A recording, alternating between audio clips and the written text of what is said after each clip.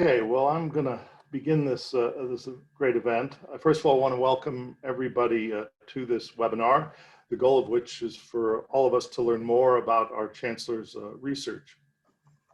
As I've thought about this webinar and taking a look at our Chancellor's research career, three things stood out as I kind of looked through it. The first is just simply a statement about the quality of the work.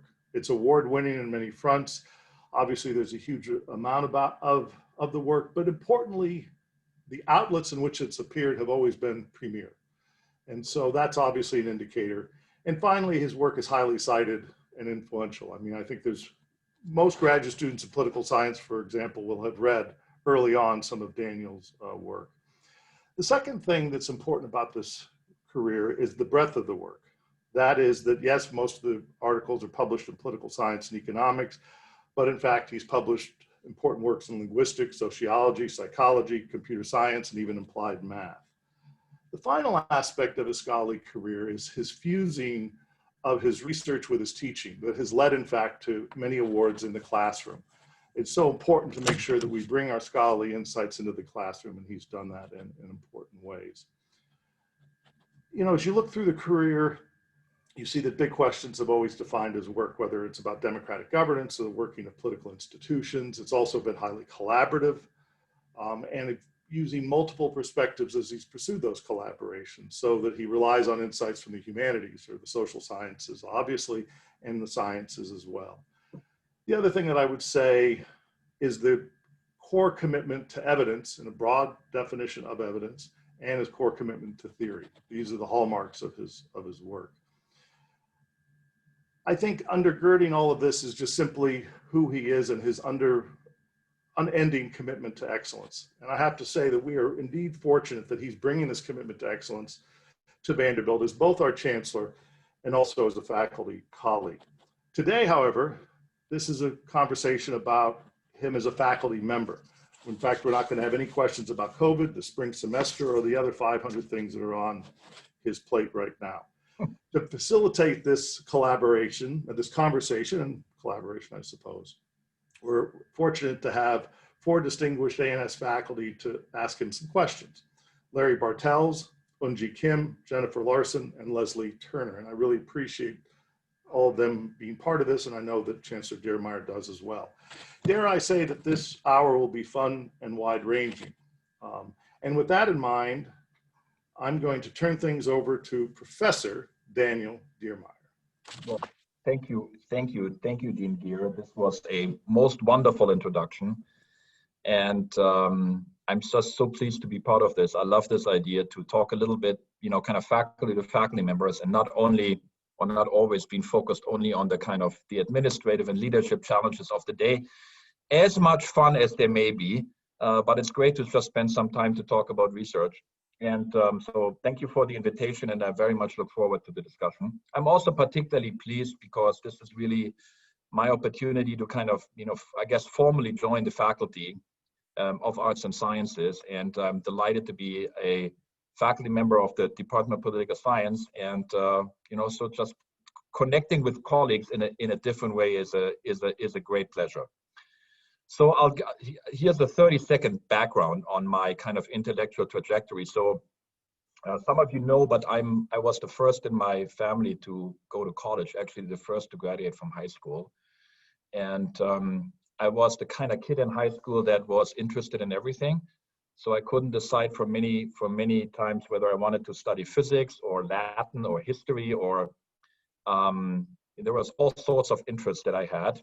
And then I fell in love with philosophy when I was about 15 or 16 in high school, really because of a class that actually a religious studies teacher taught or offered in the afternoon.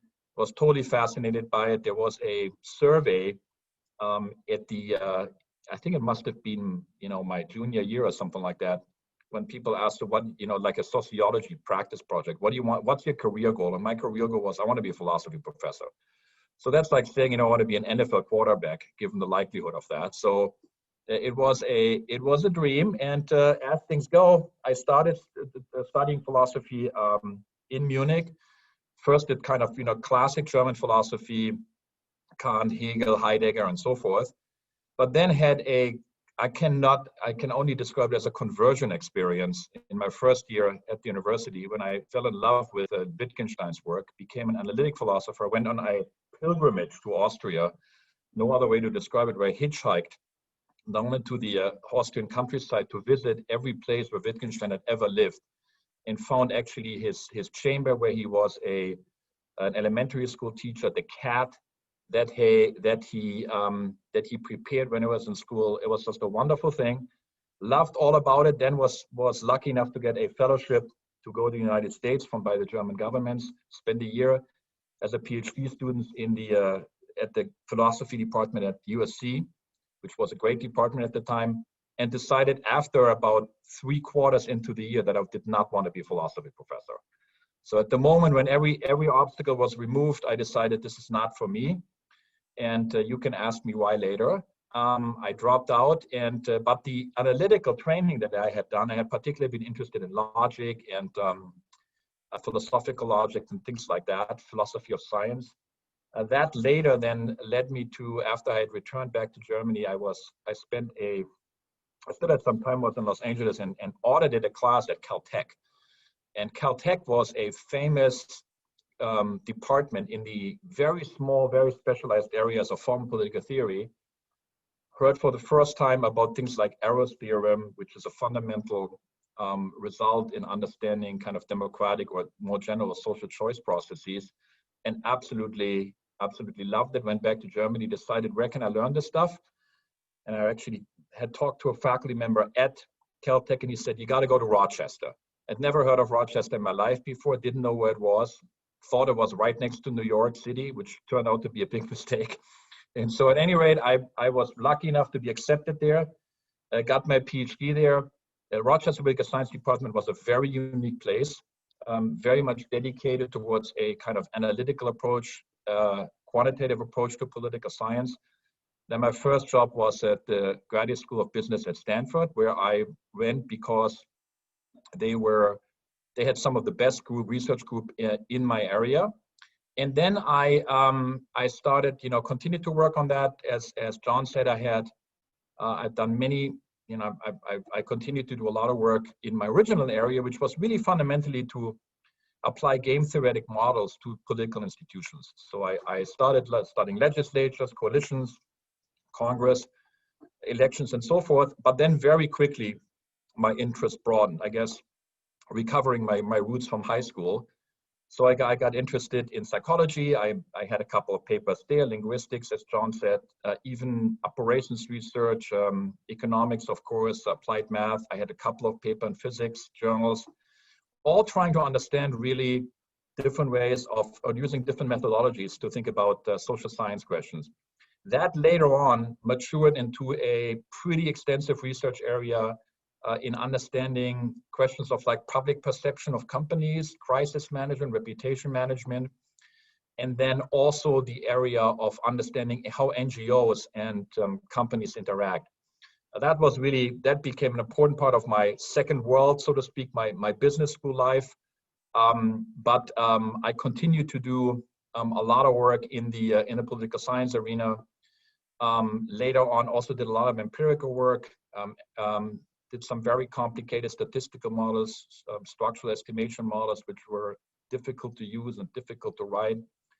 And then most recently became very interested in behavioral models of politics and have spent a lot of time really trying to think about how do we capture more realistic psychological models of voters in a formal, rigorous fashion. So that's what's occupying me these days. In my spare time. So it's great to talk about research, and as John said, I have broad interests, and so one wonderful advantage of being a chancellor is that you interact with faculty and you can talk about their work. And so whatever it is, whether it's anthropology or astrophysics, you're learning something great, and that is a real pleasure. And anytime I have the opportunity to do that, I cherish it and I enjoy it. Dan, I think because I knew you back when, I get to ask the first question. You mentioned your background in philosophy. I want to ask you what happened at USC that turned you off it, but also, more importantly, what you think the importance of that was for the way you think as a social scientist and the way the rest of your career has gone. So I should say that, you know, Larry and I go way back. So he was a professor at Rochester when I was still young and full of promise. And there was a famous lounge where everybody was kind of, you know, sitting together talking about ideas. And so I remember very much, you know, kind of Larry's inquisitive questions already then, and then throughout my career, you know, we've continued talking. So what happened in philosophy? What happened in philosophy was I had fallen in love with analytical philosophy because it felt like it could provide some answers or kind of more rigor. And then I was in a seminar there, and I read a very complicated book by David Lewis on the Plurality of Worlds, which is about possible world semantic, very technical area in philosophy, which is fundamentally about understanding things like what's the difference between a sentence being true and a sentence necessarily being true. Very specialized, very interesting, very deep work. And I just was looking through that, and I walked outside, and it was this beautiful California sunset. And I said, this is not my life. So this is too specialized. And I always had an interest in politics. I had taken a couple of classes in political science. I had been active in student government. And so I thought, you know, I wanted to be more connected with the world, not just the possible worlds. And so my first instinct was to go to law school, of course. And so I actually took the LSAT of all places in Paris, but then decided that this was not for me because I had fallen in love with this type of work that I had been exposed to at Caltech, and then spent some time thinking about the beautiful work that I learned about there. And if you can say it was an extension of my work in philosophy, was social choice theory. And social choice theory, it's not super well known in the broader, I think, scientific community, but it was originated by Ken Arrow, who won the Nobel Prize in economics. And it's a mathematical representation of basically collective choice processes, including democratic processes. And it formalizes them in a particularly elegant way, and then has deep questions on how do we think about fundamental questions such as the will of the majority or democratic governance. And I just loved that because it was a way to talk about things that I cared about a lot, that were important, questions of like democratic institutions, that made them precise, and then allowed us to learn things that we didn't know before. And that is, to me, these combinations was very powerful, and I thought, this is what I want to do.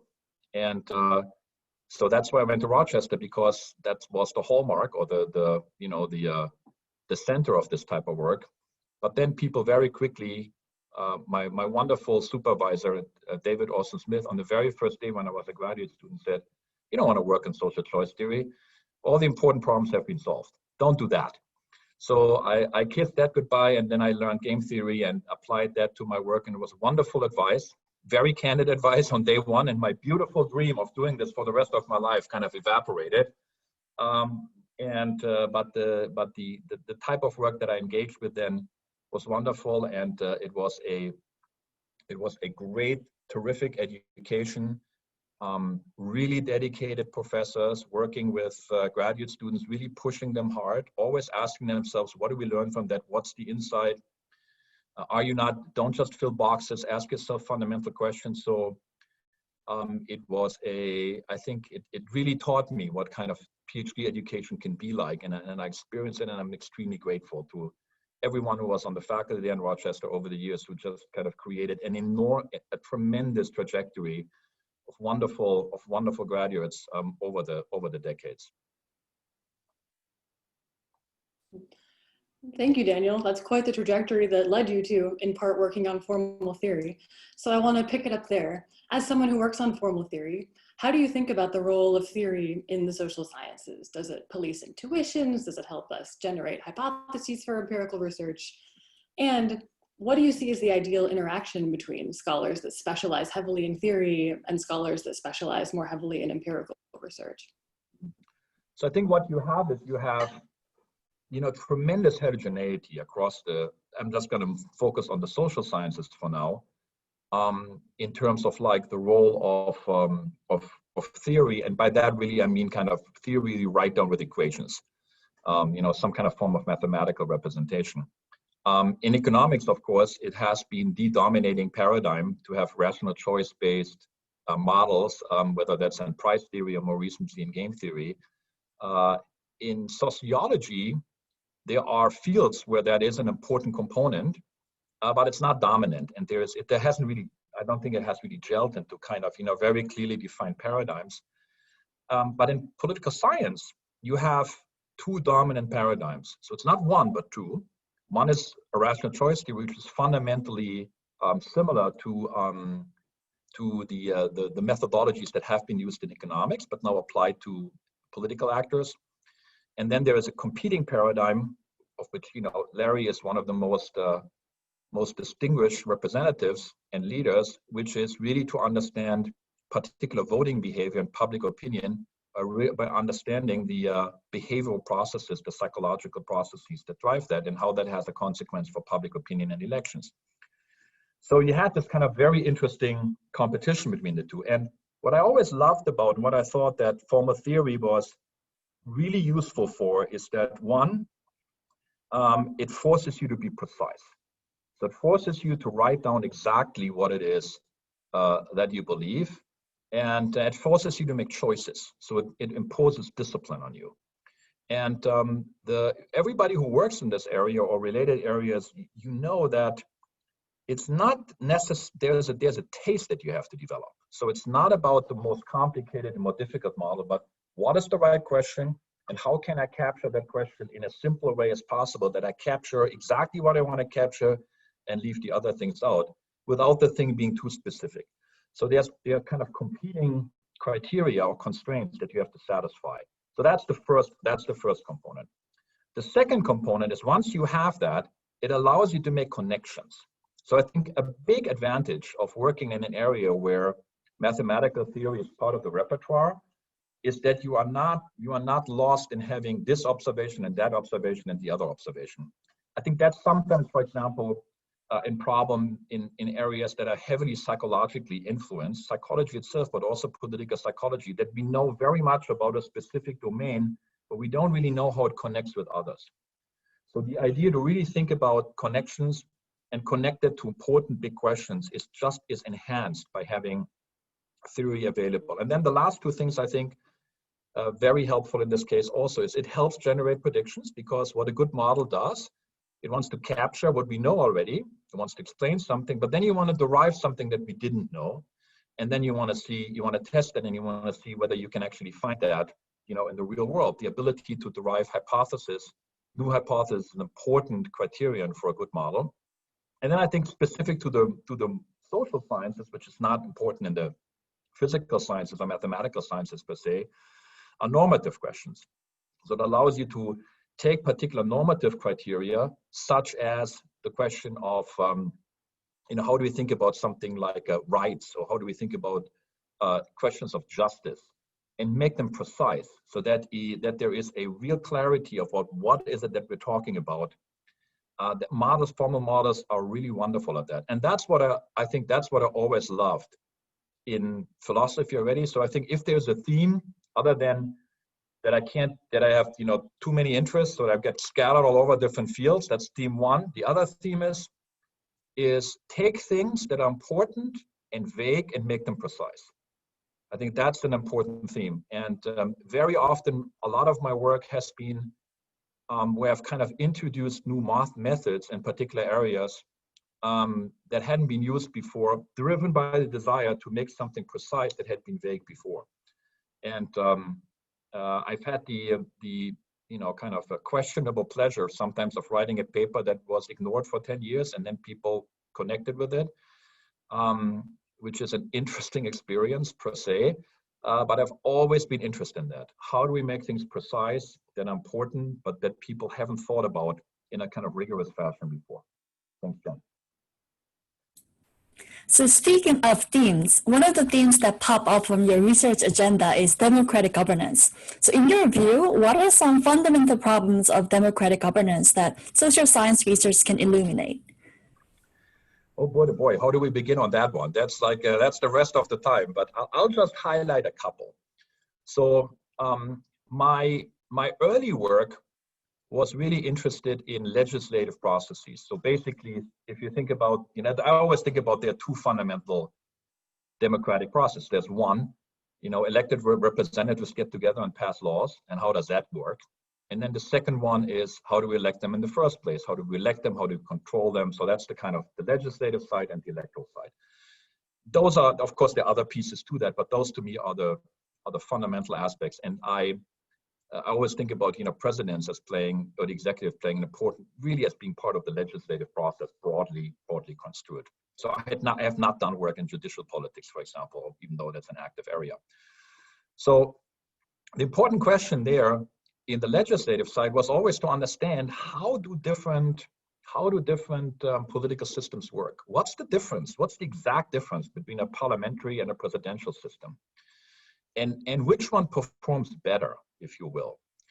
And one of the things you learn very quickly is that people's intuitions about that are way off.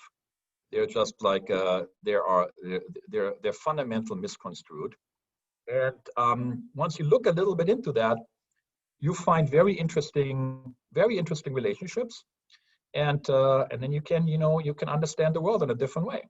So for example, I wrote many years ago, 30 years ago, can't believe it, 31 years ago, I published a paper with Roger Myerson, who later won the Nobel Prize in economics. He's one of the great game theorists, economic theorists of his generation, on bicameral systems. And we had a theory of the filibuster.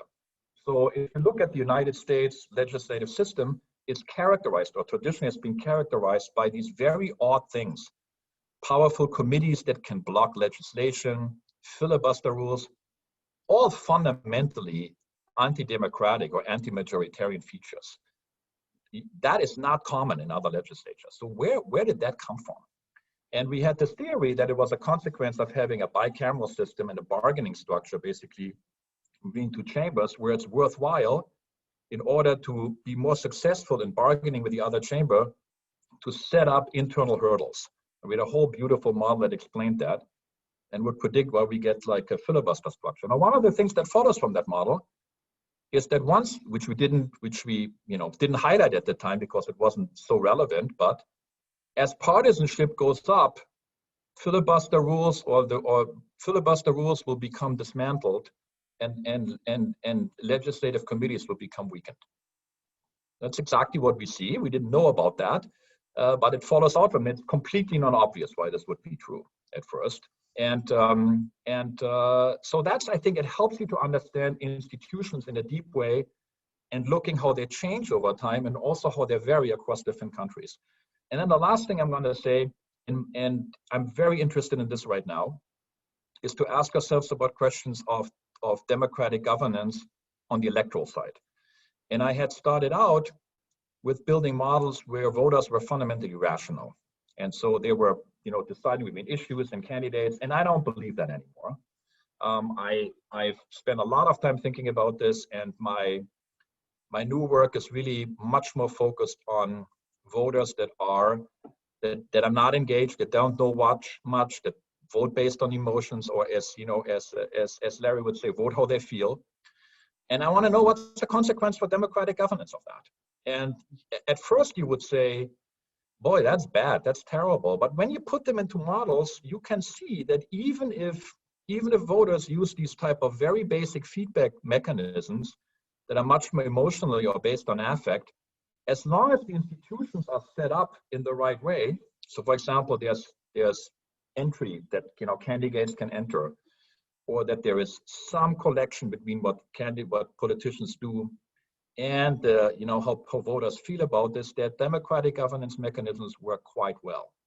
That was very surprising to me, at least. I think it's a very important question, because what it tells you is that getting the institutions right is super important. And that is something we have learned in a completely different area in economics, for example, where we know that if we get market structures right, then even what economists call zero intelligence traders can converge to optimal market outcomes. So an appreciation, an important theme of my work has been an appreciation how absolutely crucial it is to understand the consequence of institutions, what their normative consequences are. And that tells you, or that's one lesson from that, is that getting these institutions right and also supporting them and protecting them is really essential. And I think that's where a rigorous analysis is really helpful. I'm going to say one last comment on that because I was participating in a most interesting class on a couple of days ago where you were participating too. But even things like that, when you look at like the question now on like filling the Supreme Court after Justice Ginsburg passing, what are the incentives of legislators in this case? And how do they respond? How does money play into this? These are super important questions. And one thing it's a wonderful thing from political science is that many of the lessons that came out of that give you totally new insights that what most of the pundits or the journalists would really overlook. It's much more precise. It's much more subtle than that. And that is being part of that, I think it's a great privilege.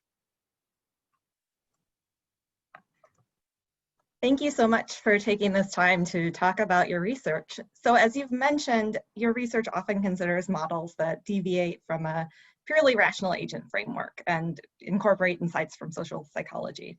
And as an economist, I know in recent years, economics has also started to move in this direction. But one common criticism of this field of behavioral economics is that once you leave the standard models of rational utility maximizing agents operating in efficient markets, anything can go. So there's no unifying framework to replace this standard model. And I was wondering if you could talk about how behavioral models came to be incorporated into political science and whether there's anything economists can learn about overcoming these challenges. Great, profound question. So I just want to, as you was talking about this, I remember when I first learned price theory as a graduate student. And if you've never taken, it's a profound experience because it's like a very simple set of attributes and axioms really, just has enormous explanatory capability. It's a beautiful theory. It's really something. I mean, it's something. It's just kind of intellectually a profound experience, I think, to do that, and then general equilibrium theory and things like that. That's kind of, really good old classical economics, and that paradigm's come apart. And doesn't mean that everybody agrees with where we're going with that, but I remember very well at the time I was a faculty member at a place called the Managerial Economics and Decision Sciences department at the Keller School of Management, which was one of the places where game theory in economics really was born and developed. And I remember very well the early days of behavioral economics and how vicious the criticism was from the faculty. I mean, there were like the very early times of experiments and where people questioning, for those of you that noticed, ultimatum games and, kind of like different motivations and hyperbolic discounting and behavioral, and the criticism was vicious. And within 2 years, the same people were working on models on that. And why? Because you just couldn't push the evidence away anymore.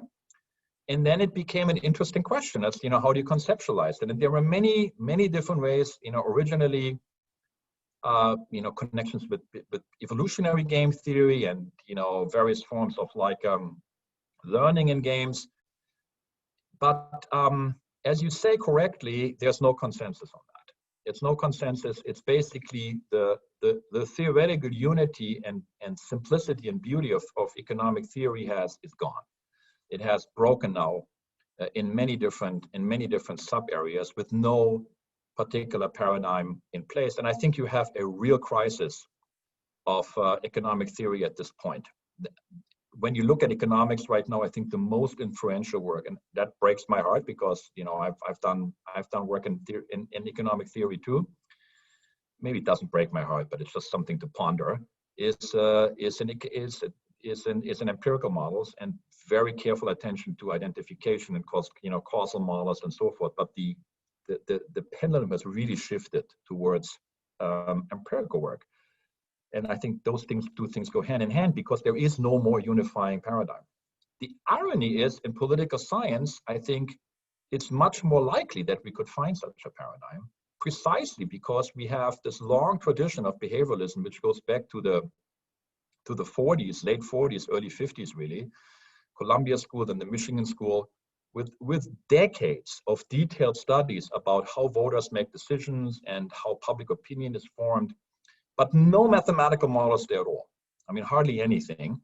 And so you have this wealth of data and wealth of understanding and very well established, regularities. But because of the intellectual tradition that this work came from, which was social psychology, there was never an appetite. I think there was never an appetite to formalize that.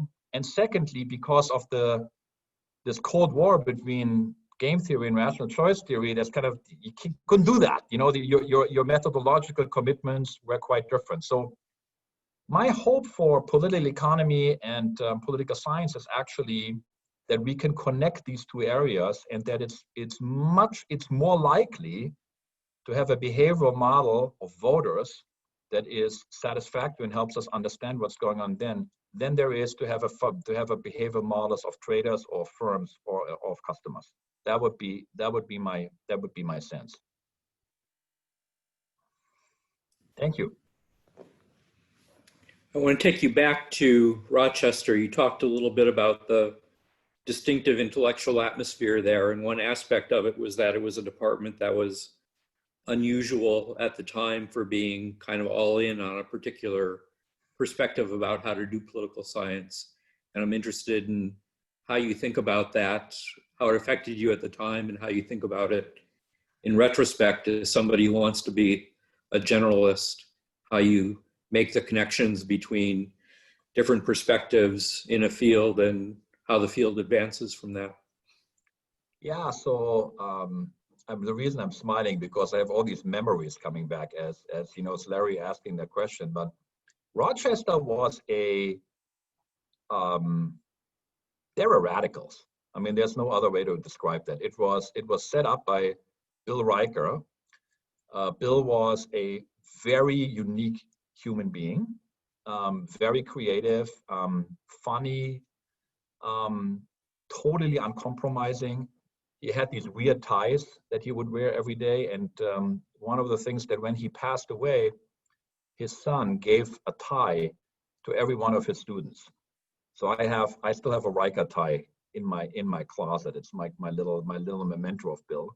And he came there and he got basically the license to create what he wanted to do, which was to build a political science department based on rational choice theory. That's what he wanted to do. And it dominated that part of the discipline, which was super influential for at least 20, 25 years. And if you just look at the people that were working in this area, almost all of them, not all of them, but a good chunk, at least half of them were Rochester graduates. And the reason was because it was totally committed to one thing. It wanted to do that thing. It was super rigorous. It was tough.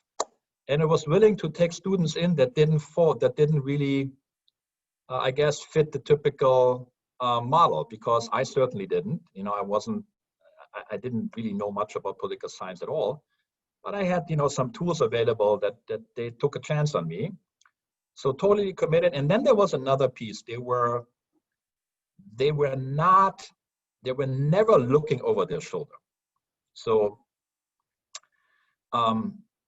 they used more colorful language, but I'm just gonna change the language a little bit. But the language was, we don't care what Harvard is doing. That was the view. And Larry told me that story, and it was exactly the spirit. So at one point, this was a little bit before my time, but At one point, the dean came into the faculty lounge, and the faculty lounge was crucial. Everybody had lunch together, and we were always talking together, and the graduate students, were part of that conversation. And the dean came in and said, was talking to these, two distinguished former theorists. Both of them were my advisor, the late Jeff Banks and David Austin Smith, and asked them, so what is the cutting edge in political science these days? And then Jeff Banks leaned over to David Austin Smith and said, whatever we're working on this afternoon. So that was the attitude, and it was kind of brash. It was maybe a little arrogant. It had a sense of mission, and it had a clear sense of kind of advancing the discipline. It was totally intoxicating to be a graduate student there, as you imagine.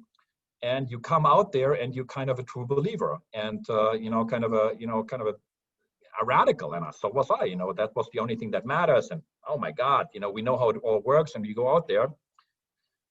And then you go into other departments, and you have deep discussions on that, and that shows you the value of having diverse perspectives. So I was very influenced by a faculty member at Stanford, John Bender, and he was a behavioralist, and he was super critical of what I was doing. We had endless debates on this, but it influenced my thinking. So I think that it's great. It's in some sense, it's great to be super focused in graduate school, because you just go deep, and you really become an expert at something, or at least at that level. But then when you become a faculty member, to be open towards these different influences, I think is also super important, because other than then you just never develop, you never evolve as a researcher. And having these influences was really important to me. I mean, the first years at Stanford were very important, and then later on, when I was at Northwestern as well. So I would say it was a wonderful place to get a PhD, but it was also good for me then to be in another place where there was a more diverse set of perspectives, and it really helped me, I think, to connect with which what I had at the beginning, which was a kind of broader set of interests, and develop them systematically. Well, thank you, Daniel. There's so much more we could keep talking about, but we want to leave some time for audience Q&A. So before we move into that, let me ask one question that was submitted to us beforehand. This question was submitted by Robert Barsky, who is professor of French and Comparative Literature and director of the W.T. Bandy Center for Baudelaire and Modern French Studies. So his question is, Zelig Harris, a linguist who is Noam Chomsky's mentor, began some work on the idea of frame of reference and how to shift people's frame of reference in favor of different policies and ideas about particular issues. This work seems especially powerful today in the era of fake news, fake data, fake results. What role do the humanities play in influencing people about crucial issues, informing them, moving beyond statistics and data, and maybe shifting attitudes on crucial issues? It's a wonderful question, and this is some work that I've been very interested in my kind of business school life, which is really to think about issue frames and framing in general, and how that influences how we're thinking about policy. I think this is still underestimated and underappreciated among people that work in policy. I think people that study public opinion are more aware of that, but it's super important. So what do I mean by that? Anytime you take a sufficiently complex policy issue, you can focus on specific aspects of it. So you can basically highlight a particular dimension of that, and that we call it a frame. And then if that frame sits, it makes certain policy solutions plausible and others not. So John mentioned that I've done work in computational linguistics. So one of the things I was interested in was to measure these frames and understand them. So here's a famous example. Terrorism, before 9/11, there were two different frames to think about terrorism. One of them was to think about terrorism as a crime. And if you remember, maybe not remember, but in the first attack on the World Trade Center, people were, that was treated like a crime. There was an investigation, people go to court and all of that. So if you think about it as a crime, that's something for the courts. And there's an investigation, and the lawyers, there's due process, there's this and that. And then there's another way to think about terrorism, which is as an act of war. Now you don't have the lawyers, now you have the military, and you have the special forces, and it's about capturing and killing. That's a totally different reference point. And what we could see is that before 9/11, these two frames were contesting. So it was not clear where they were settling. And then after 9/11, the terror is an act of war became the dominant frame. The other one disappeared. And you can do this by looking at using techniques from historical semantics, where you basically look at similarities of meaning. That's one way to think about frames in a kind of more rigorous fashion. Remember my obsession with making things that are vague more precise. So you can actually measure this stuff using these tools from semantics, and that was powerful. I mean, and then you have this all over the place. So here's another example. You can think about obesity. Obesity, from the point of view, you can think about it as the consequence of individual responsibility. That now you have policy solutions that are about labeling, exercise, and so forth. Or you can think about it as more as a public health frame. There you have things now about minimum portion size, restricting ingredients, and so forth. So how you view a particular issue and how you frame it is super important. It has direct consequences, what policies we find plausible and not. And we do not understand, I don't think so, which frames work and which don't work. So we know that, repeating something works and having credible sources works and all of that, but what exactly makes something powerful, one frame powerful and the other one not, is not well understood. And some of the work that I've been interested in recently there's a hypothesis that I have, and it goes directly, I think, exactly back to how humanists think about meaning and how they think about shaping our imagination. I think all these things are talking about the same thing with different language. So my sense, for example, is that very often these frames are moral in nature. They're not about efficiency. They're not about cost-benefit analysis. That's one frame, but the very powerful ones have a moral component. Who is responsible? Who are the victims? What's right? What's fair? What's just? And so you see this play out, my last comment on that, this is a few years ago, in the debates in the European Union over bailouts, for example, of the Greek economy. And there were many economists that were arguing that basically these bailouts were absolutely necessary from a macroeconomic point of view. But if you look at the German public was much more attracted to a moral frame, which was, you cannot reward irresponsible behavior. And that's a moral frame. If you do something wrong, you got to be punished.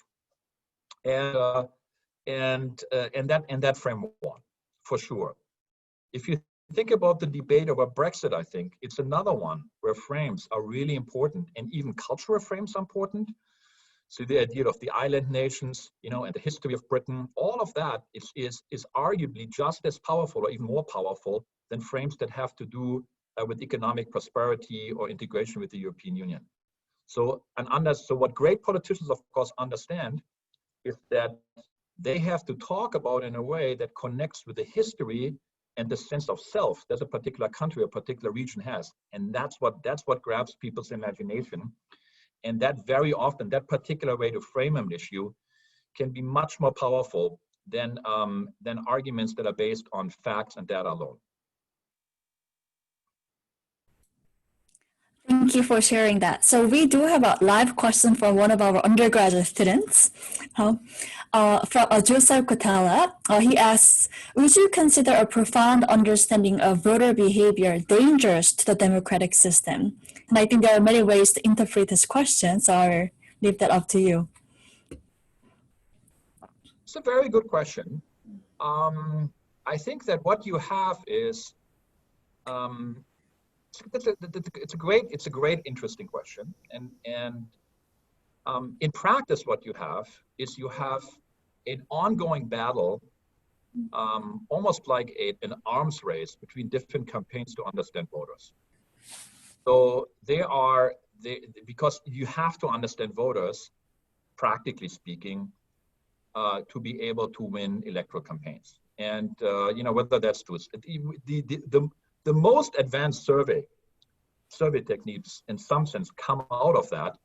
And so many of the tools that we have now were born out of the need to just understand better, how public opinion is moving on this candidate or the other. What are the issues that someone's been, whether that's focus groups or now more recently, the use of monitoring of social media and so forth. And we all know now that this has a whole variety of problems. Of course, the immediate question then is whether that can be manipulated. And the answer is absolutely it can be manipulated, and it's a big deal. Now you can say, I think one perspective you can have as long as there's competition, people get two different messages in, but it's not that easy. Because there are asymmetries, of course, and you have to ask yourself, what are the limits to that? And we just saw this in the Cambridge Analytica case, I think, very profoundly, or in the whole debates on, Russian interference with elections, where these issues are front and center. I don't think we have not thought about this seriously, and in part, I think we have not thought about this, and we have not thought about this, from a kind of regulatory point of view. Because I think we know enough and we have a good language enough to think about that. But competition for frames, attention, what's moving a particular issue, how do we think about, what people believe, what their thoughts are, I think is just as important as how we think about the role of money in elections, where most of our focus has been. Great question. So I have a question from my colleague in the Department of Economics, Professor Tong Li, and he asks, Chancellor Diermeier, you're one of the pioneers in using the structural approach to analyze the political phenomena such as government formation.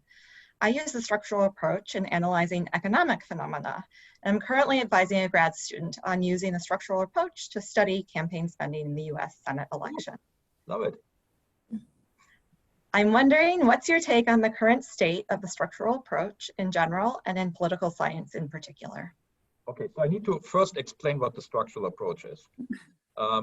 So the basic idea of game theory is that we can structure interactions, any type of interaction, economic or political interactions, by basically looking at a set of individuals, actors, their preferences, and then how they interact, and then how, as a consequence of their interactions, there are certain outcomes.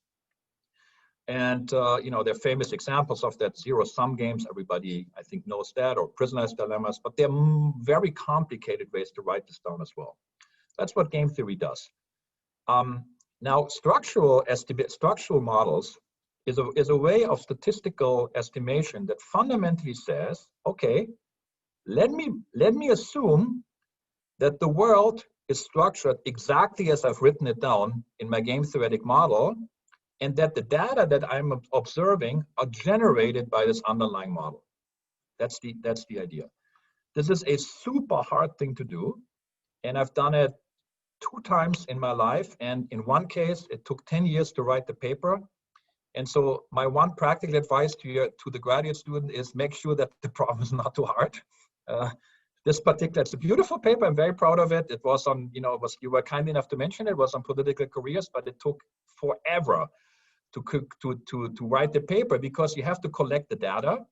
In this particular case, I had to have a complete list of the biographies of all members of Congress before we had an internet. So I would actually go to the libraries and look at their biographies. And then we had to estimate what happened after that. So we would have to, what happened after they left, what were their careers, how much money did they make? It was a nightmare. It was painful, but boy, at the end of the day, it was a great paper. So my sense is that there is, in the practical point of view, there are very few people in political science that first of all can read this work and appreciate it and like it. So it's a small, it's a small community. They're vocal and they're they're passionate about it. There's a larger community in economics on that. So I think it's worthwhile. It's a great project. And from a practical point of view, if it's well executed, of course, it can both be published in the political science and in economics journal. So there's a kind of broad audience for that, at least from that point of view. But you know, my heart goes out to the graduate student because that's a tough problem. Well, so I'm going to ask a difficult question because you're so well published. Given all the work that you've done, which one of your own scholarly works you're most proud of and why? It may very well be this paper. And it's like, I give you two answers to this. I think what I'm proud of is that what I'm most proud of is that very often I think I push the envelope methodologically in my discipline. And so that there was a willingness to kind of introduce methods that I felt were necessary in order to answer a particular question, even though they were not widely used. So this was true about structural models. I just mentioned that. This was true about, you know, text analytical methods, which I think my first paper on was 15 years ago, behavioral models, that's 17 years ago, experimental models. And so I think the experience that you have there is a lot of hostility. So a lot of skepticism. So you basically very often, you know, you put a paper together, and it just takes a long time to get it published. And there's a lot, you know, you get the referee reports you get back or you have to give 3 rounds of that. So it's like it's a slug. And so I think, in retrospect, I'm proud of doing that and continue to do that. So I had a book coming out last December on NGOs, basically, and social activism. What I'm interested in there is phenomena such as where an environmental group, say Greenpeace, is organizing a boycott on a company, and then the company changes its supply chain, and then basically like a company like Walmart is changing its supply chain, and the impact that it has on, let's say, labor standards on environmental supply chain is bigger than if the government had passed a law, you know, in the respective countries. And so I was very interested in understanding it, but it was a very hard problem, and we used some computational models from economics. And I looked at the book recently and I thought, oh God, who's going to read that? So it's like, you know, it's going to be, but that's what I like. And I think even though it sometimes takes a while until these things really are accepted in the community, there's a great pleasure also in, you know, trying out something or trying an approach that really hasn't been used before in a deep way. But this was a really great paper. Well, it was a great paper. It was a paper I was proud of because was an important question is to understand the incentives of elected politicians, members of Congress. It was an original data set. It used a new methodology, and it created, I think, some very interesting insights. Daniel, I have a big picture question for you, inspired by— Oh boy, I gotta take a sip from my tea. Please, drink away. It's inspired by a student's question, Omotayo-Fasan. And the question is, it's easy to think that, for instance, right now, 2020 is a unique moment. We're in a unique time. It's easy to look at particular generations and say, this generation is different from the last. Gen Z is a different generation than previous ones. How do we combine that feeling, or maybe truth, and how do we use it in political science theory, or should we? I think we don't spend enough time learning about history. I think that this is a real shortcoming in social science research in general. It's particularly bad in political science and in economics, I think. And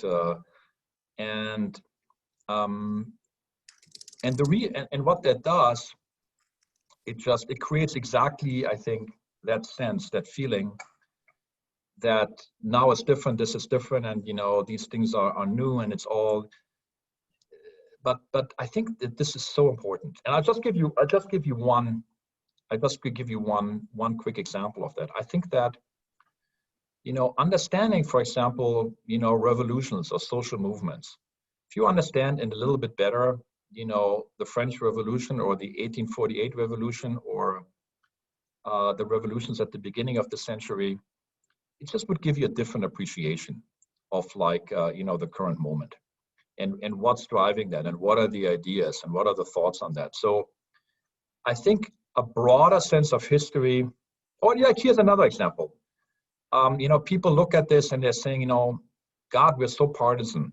And that's, and of course, our point of reference is the last 40 years before that, which were like almost uniquely nonpartisan. But if you look back in American history, there are many periods which were just as partisan.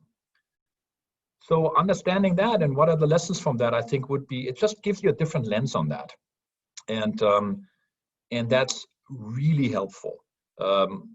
So a historical perspective and a global perspective. So last point I'll make on that, there's this constant debate about the role of money in politics in American elections.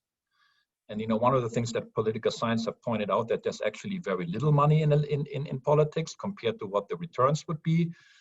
They'd be astronomical. And so we understand why isn't there more money in there and all of that. But there are countries where campaign contribution plays no role whatsoever. Europe, for example, European Union elections, there's no campaign contributions at all. But there are more lobbyists in Brussels than in Washington. So what do we make of that? So I think a historical perspective and a less US focused, more global perspective, particularly in the social sciences, would be super helpful. And the more we can encourage that, the better.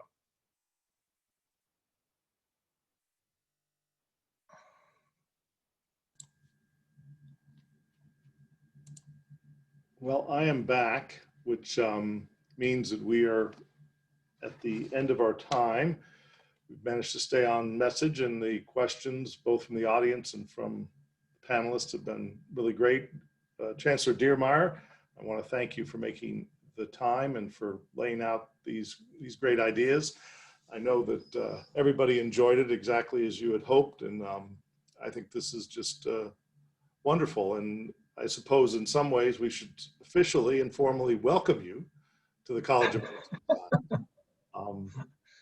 And having you as a colleague is a great thing. And I can imagine everybody on this call realizing that, in fact, there is in fact something they can connect with you on, and not worrying about the spring semester either in that connection. Thank you very much. It was wonderful. I really enjoyed it, and thanks for all of you who were part of the panel today. And I've had at least conversation with maybe 60 faculty members already. Unfortunately, things got slowed down a little bit since the beginning of the semester, as you may imagine. But I very much look forward to connect more with you and learn more about your work. What I've seen is tremendous, and what a great faculty, what great work, and what I particularly love is the much heralded cooperative culture of this place, and the willingness to really engage with each other in conversation and to develop ideas. It's very special. So I'm very pleased to be a member of the College of Arts and Sciences now, and thank you all for making the time to participate tonight. Thank you, and thanks all the panelists. Really, I appreciate it, and I know that the Chancellor does as well. So everybody have a great night. Stay safe, be well, and talk to you soon. See you soon, hopefully in person. That's right. Thank you.